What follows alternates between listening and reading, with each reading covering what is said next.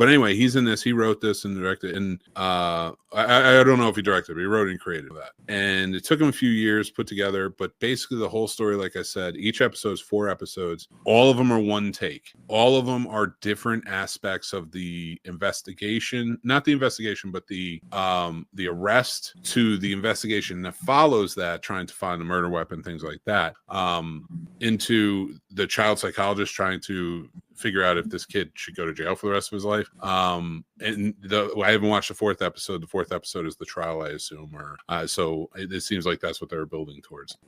It is terrifying. It's terrifying as a parent because you are real time watching the cops bust in on these people and arrest this 13-year-old child and just talk. And they're not dramatized. They're reading him his rights. They're talking. It's very real, but with a beautiful backdrop. You know what I mean?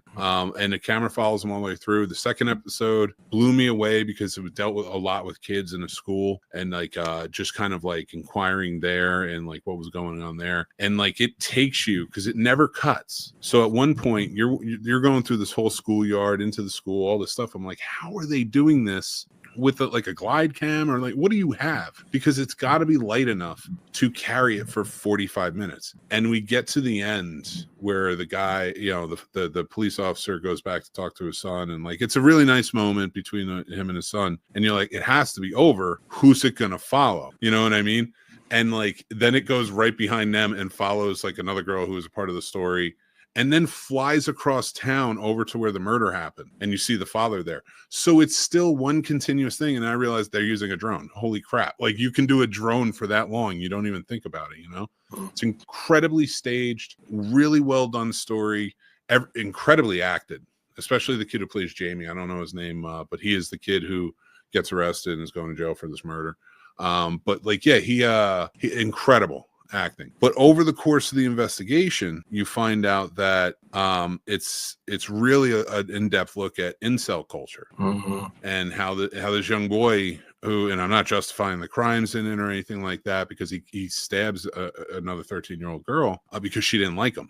And like he's triggered at certain points, and they do this really in-depth psychology appointment with a court-appointed psychologist to come in to just sort of like speak on his sentencing and like what they think. And it's just this really intense and fearful what do you call it, encounter between these two characters, this 13-year-old boy and this woman who is clearly terrified but holding it together. And it's it just is a really, like, I'm watching it with my son because he's 13 and I wanted him to kind of like, if he has any questions at this time, to like talk to me or talk to his